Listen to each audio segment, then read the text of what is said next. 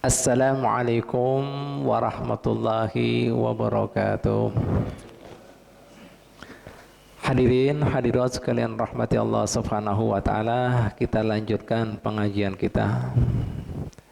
Mengingat kita sudah masuk bulan Rajab. Berapa pertemuan lagi kita akan masuki bulan Sa'ban, selanjutnya Ramadan. Jadi Habib hendak membahas beberapa waktu ini hingga bulan Sa'ban berkaitan dengan hal-hal yang berkaitan dengan puasa, ya, agar puasa kita di tahun ini lebih hikmat, lebih berberkat, lebih penuh ya makna, dan kemudian hingga mendapatkan berkah dan semua keridhoannya Allah Subhanahu wa taala. Di babnya pembahasannya insyaallah, yang jika umpat terus pengajian kita cukup gesan, kemudian bekal ya ibadah puasa kita di tiap tahunnya. Nah, kita akan jelaskan semuanya, hikmahnya, rahasianya, sunnahnya, kewajibannya, makruhnya, maupun hal-hal yang membedakan secara syariah maupun secara maknawianya. Ya, baik, mudah-mudahan berkat, bermanfaat ya apa yang kita bahas, amin ya rabbal alamin. Ya, baik ibu bapak sekalian, pertama yang kita bahas apa? Hikmah kenapa kemudian diwajibkannya ibadah puasa. Ini disebutkan di dalam kitab Miskah ya, al muradu bisaumi, yang dimaksudkan ya, yang ditujukan daripada kita diminta oleh Allah Subhanahu wa taala berpuasa tadi, yaitu qahrul aduwillah, yaitu untuk mengalahkan musuhnya Allah. Siapa musuhnya Allah? Tentunya setan, iblis. Wasilatus syaitan bisyahwah, sesungguhnya wasilanya, perantaranya setan menggoda anak cucu Adam itu melalui syahwat, nafsu. Alhamdulillah.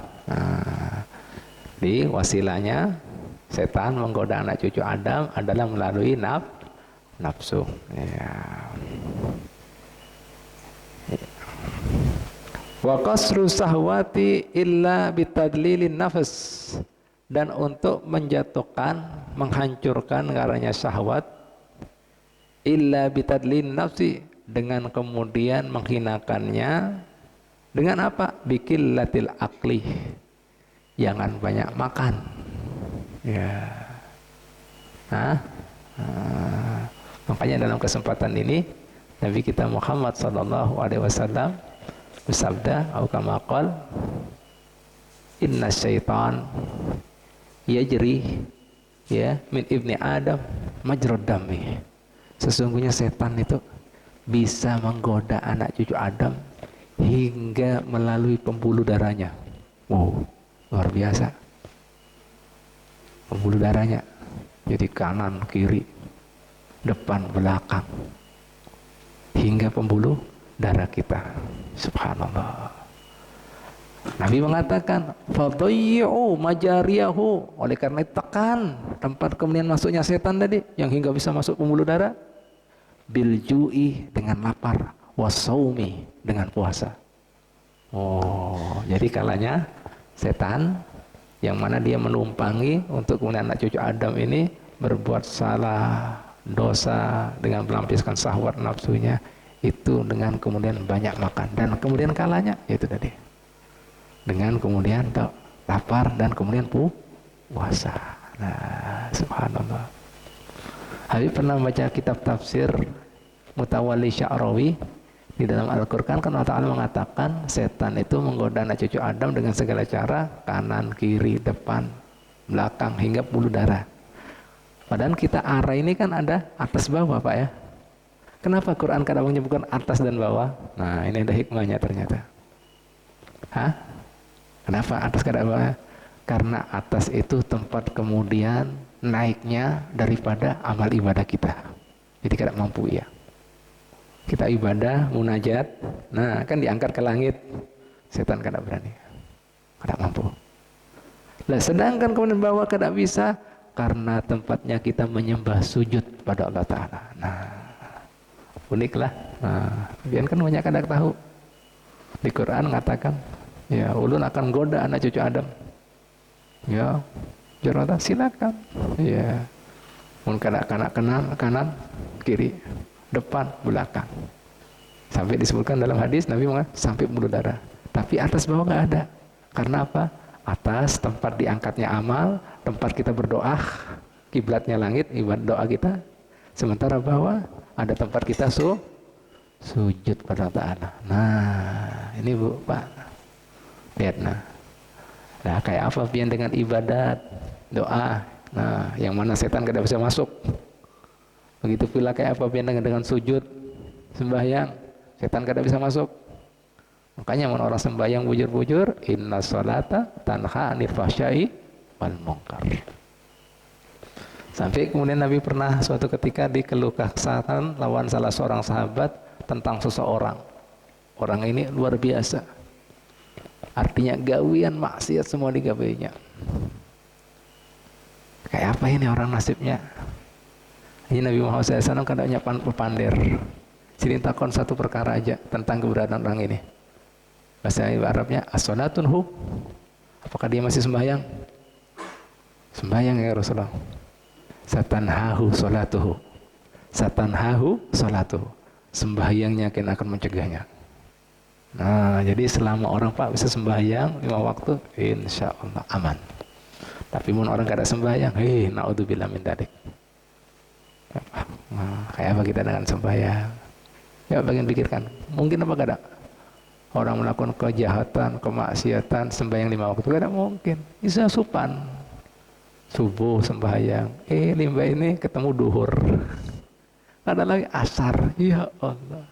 Maghrib, Isya, ya tak mungkin. Pastinya apa? Lah hilang itu ibadah, hilang itu sujud, hilang itu doa. Nah, nih bayangkan sekarang, kada bisa goda melalui atas dan bawah. Pembuluh darah bisa masuk. Gimana cara pembuluh darah supaya kita masuk dalam? Nabi sudah memberikan cara juga. Dengan apa? Lapar dan puasa. Jelas? Jelas kira-kira? Paham Pak ya? Nah, ini jarang dikupas, dibahas. Nah, ulun bongkar-bongkar kitab lagi. Ini kitab Bahari loh. Hancur sudah. Wah, benar nah. Loh. Hancur, tua benar. Ini dari turunan ke turunan ini. Dari kai ke kai. Nah, sian kertasnya sudah rapuh. Nah, la ilaha illallah Muhammadur Rasulullah. Umur kitab ini lihatlah ya. Iya. Umur kitab ini mulai abad 13. Ini sekarang abad berapa? Pak, Bu. Abad berapa ini? Abad mulai abad 13. Ini abad 20? Berapa tahun jadi? Kok 100 lah. Berapa ratus sudah nih? Iya, berapa berarti? Berapa abad sudah? Nah, berapa? Berapa ratus? 115? 1,5 abad. Nah, 150 tahun. Nah, bayangkan lihat. Allah. Ya, ini Pak, Bu, ya. Ini disebutkan ini hikmahnya di situ, Bu ya, Pak ya. La ilaha illallah. Nah, ini. Jadi setan bisa menggoda hingga pembuluh darah. Ya, pembuluh darah gimana? Nabi memberikan pelajaran yaitu dengan lapar dan puasa. Untuk kemudian yang lahiriah dengan ibadah. Karena setan kada bisa. Nah, jika orang ibadah taat, karena itu pintunya Allah Ta'ala untuk menurunkan hidayahnya, barokahnya, dan itu tempat diangkatnya amal. Kiblatnya kita. Kemudian yang bawah kada bisa, karena tempat sujudnya menghinakannya seorang hamba kepada Tuhan alam semesta. Kada bisa ya. Jadi orang ahli ibadah, yang ahli sholat, kada bisa masuk. Nah, mun kada ada, setan ketawa, kak. Kecil. Nah, sembahyang. Nah, baik ya, kita baca lagi Pak ya. Nah,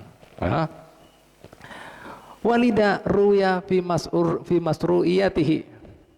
Ya, walida ruya fi masru'iyati saumi.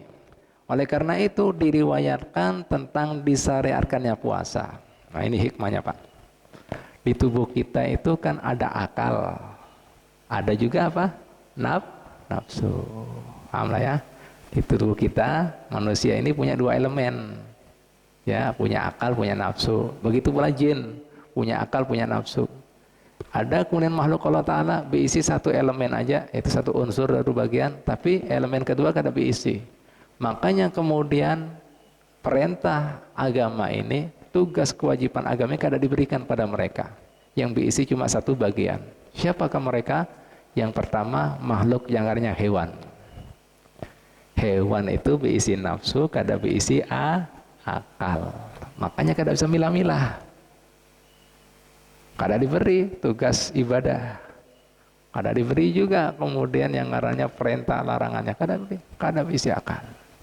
Jadi hidupnya cuma bisa untuk menyambung hidup aja. Makan, minum, goreng, kawin. Binatang. Ada lagi seekor makhluk Allah Ta'ala yang ngarannya malaikat. Yang tercipta dari nur. Diberi sama Allah satu unsur juga. Akal. Nafsu kada. Jadi, wah beda dengan hewan. Hidupnya apa? Taat, ibadat. Akal aja bisi. Kada ada isi godaan. Kada ada isi nafsu. Perintahkan apa? Nurut terus. Jangankan kemudian mau melanggar. Berbuat kemudian yang haram, dosa. Yang mubah pun kada. Tahu mubah? Boleh-boleh aja. Apa boleh-boleh aja? Goreng. Makan. Minum. Malaikat kada mau. Kada isi nafsu. Nah, yang berisi dua-duanya manusia lawan jin. Makanya Allah Ta'ala mengatakan dalam Al-Quran, wa ma khalaqtul jinna wal insa illa liya'buduni. Kalau dipanjang bacanya, kan biar baca liya'budun kan. Itu domirnya ada maf'ulnya liya'buduni. Tidaklah kuciptakan jin dan manusia kecuali untuk beribadah padaku. Paham? Kada dikatakan malaikat, karena malaikat pembantunya Allah Ta'ala. Kada bisa nafsu, wajar. Kada diberikan pada binatang, karena kada bisa akal, kada bisa pilih-pilih. Nah, hanya pada manusia dan jin. Kembali lagi sekarang. Nah ini, Allah Ta'ala memberikan pembelajaran nih, hikmah daripada disyariatkannya puasa. Jadi Allah Ta'ala menguji, kayak apa kualitas, kayak apa sifat daripada akal. Ya. Ketika akal diciptakan Allah Ta'ala, bahasa kita ada test drive, uji.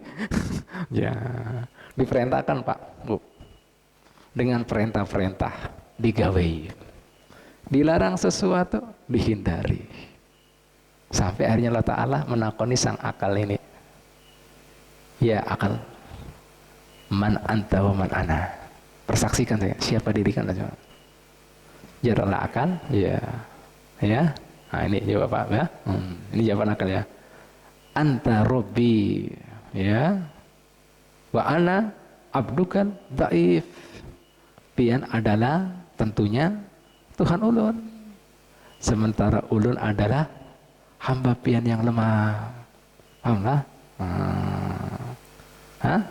Hamba pian yang mengakui, sudah sadar. Suka kepada Ta'ala. Langsung mengatakan, tidak aku ciptakan ciptaan yang lebih kemudian mulia daripada engkau wahai akal.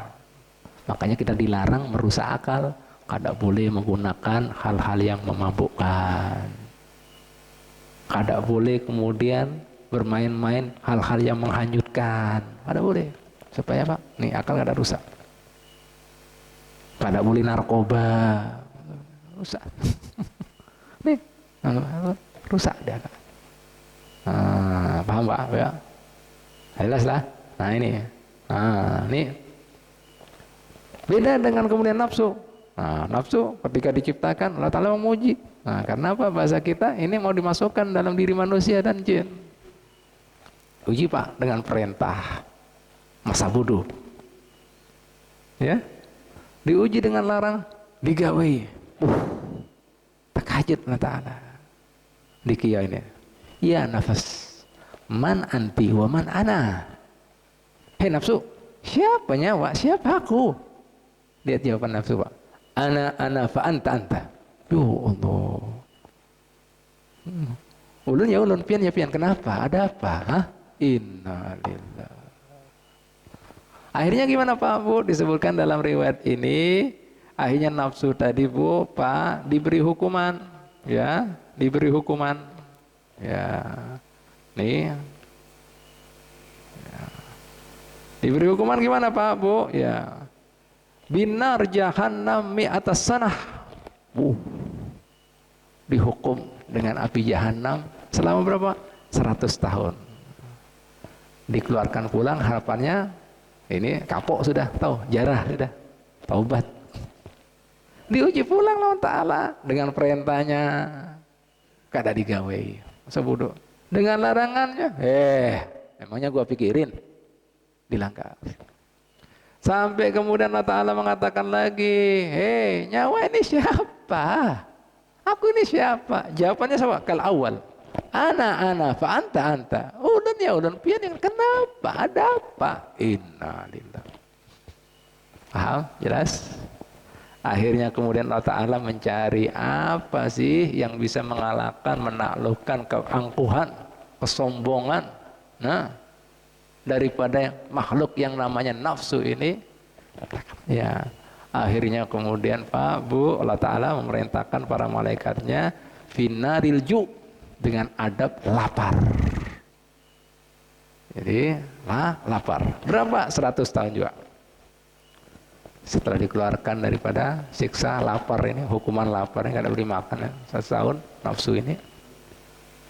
Pintahu Allah Ta'ala diuji dengan perintahnya, digawai dengan lawannya, takutnya. Takut kena hukum kada makan lagi. Ditakoni pulang ya, man anti wa man ana. Ya Rabb, kada perlu ditakonkan ya Rabb. Pian ada Tuhan yang maha berkehendak dan kuasa, yang maha mulia. Sementara ulun pian tahu ada makhluk pian yang lemah, hina dan dina. Lah dari situ Pak Bu, langsung Allah Ta'ala tahu kalahnya, jatuhnya, hancurnya nafsu itu dengan lapar, dengan puasa. Nah, supaya manusia bisa kemudian menjadi manusia bertakwa, diperintahkan, disyariatkan untuk ibadah puasa. Lihat firman Allah Ta'ala, kutiba alaikumus syiyam, ditetapkan atas kalian semuanya puasa. Hai orang-orang beriman, kama kutiba alal ladzina min qablikum, sebagaimana ditetapkan, diwajibkan atas orang-orang sebelum kalian. Apa tujuannya? La'allakum tattaqun, agar kalian menjadi orang-orang bertakwa. Saya mau tanya Mas Didik sekarang kembali lagi. Kira-kira apa sebabnya orang tidak bisa bertakwa Mas Didik? Kira-kira apa sebabnya orang nggak bisa bertakwa? Takwa itu kan artinya takut, ya kan? Kira-kira apa sebabnya? Ya nafsunya. Jadi Bu, Pak, sebab utama manusia tidak bisa bertakwa yaitu tadi, kembali lagi nafsunya. Nafsu kan karakternya, waktanya kada mau tahu. Ya, limbah itu nafsu sifatnya angkuh, sombong. Nafsu sifatnya hendak kemudian asik-asik, kada mau diatur, kada mau dilarang. Nafsu kada mau diperintah, kan itu.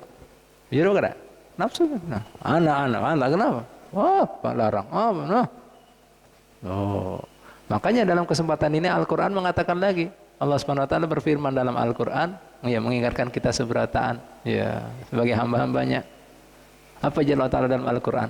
Apa ra'aita, hai kekasihku Muhammad, tahukah ikam, manittakhadha ilahahu hawa, orang yang menjadikan hawa nafsunya sebagai ilah. Tahu ilah tuh Tuhannya.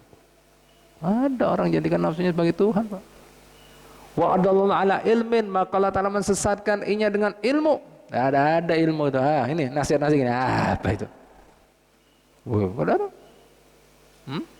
Ya, apa? Wa khatama ala sam'ihi, telinga ini sudah ketutup. Ada biasa apa namanya? Ya. Wa qalbihi, hatinya sudah ada perasaan takut. Hah? Tidak ada. Nih. Keluar darah. Wa ja'ala ala basari hisawah, dijadikan matanya hisawah, ada penutup. Ada lihat teguran Tuhan Allah Ta'ala, banjir, gempa bumi. Ini Allah, pasukannya Allah Ta'ala semuanya. Pesawat jebur hilang. Nih, jadinya bencana alam. Yang punya alam siapa? Yang ngatur alam siapa? Nanti pesawat jebur, human error lagi. Human error. Nah, ya, Tuhannya mana? Pak Bu, ya. Faman yahdihi min ba'dillah. Siapa yang bisa memberikan hidayah orang seperti ini? Min ba'dillah, selain Allah Ta'ala. Afala tadakkarun. Tidaklah kalian semuanya, hei hamba-hambaku, berpikir, merenung, apa ini? Lihat, hawa nafsu. Ngeri kan? Jelas Allah Ta'ala mengatakan. Tahu. Jadi ada Pak, orang menjadikan Tuhannya hawa nafsunya. Nafsu. Makanya yang dilayani apa? Nafsunya. Yang disenangi nafsunya, bukan disenangi Tuhannya nafsu. Begitu apa? Nah, Allah. Yang ditakuti apa? Nah, nafsunya juga. Mau kada ini kita kada nyaman, kada nyaman. Mau kada seperti ini kada bisa happy. Nah, nafsu. Bukan cari surganya Allah Ta'ala di dunia, kada ada. Bujur apa kada ini kira-kira? Bujur apa kada ini? Jelas apa kada? Masuk apa kada ini? Masuk akal, masuk hati? Nah, ini Pak Bu, la ilaha illallah. Ini siapa? Sudah ketutup, penonton bahaya. Nah, paham lah Pak? Nah, jadi kalanya nafsu. Nah, setelah tahu Allah Ta'ala seperti itu, makanya kemudian diwajibkan atas kita. Nah, jadi ampunya mengalahkannya nafsu itu tadi, yang di dalam tadi loh.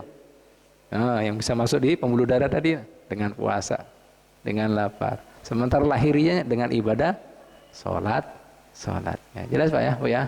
Nah, ini Pak Bu. Akhirnya dari situ tahu Allah Ta'ala kalanya nafsu dengan kemudian lapar dan puasa. Nah, makanya kemudian Ta'ala ya setelah itu memerintahkan ya supaya manusia bisa menguasai dan mengalahkan daripada wa innama ya taqwa sahwatu ya. Takwa artinya kuat ya nafsu itu bil akli wasurbi, dengan makan minum banyak. Wala yustafadu minas saumi ghahru adullah ta'ala wa qusur sahabat illa bitadlili nafs ya biqillatil akli. Maka kemudian kalanya tadi hobinya nafsu ya dengan makan minumnya tadi, makanya untuk kemudian mengalahkannya tadi jangan diberi kesempatan kesukaannya, kesenangannya. Nah, paham Pak ya? Oh ya.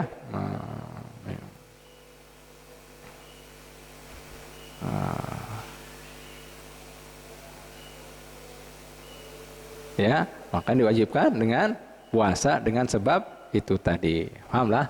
Allah ya. Nah, mungkin yang kedua ada yang bertanya lagi, hikmah yang kedua lah.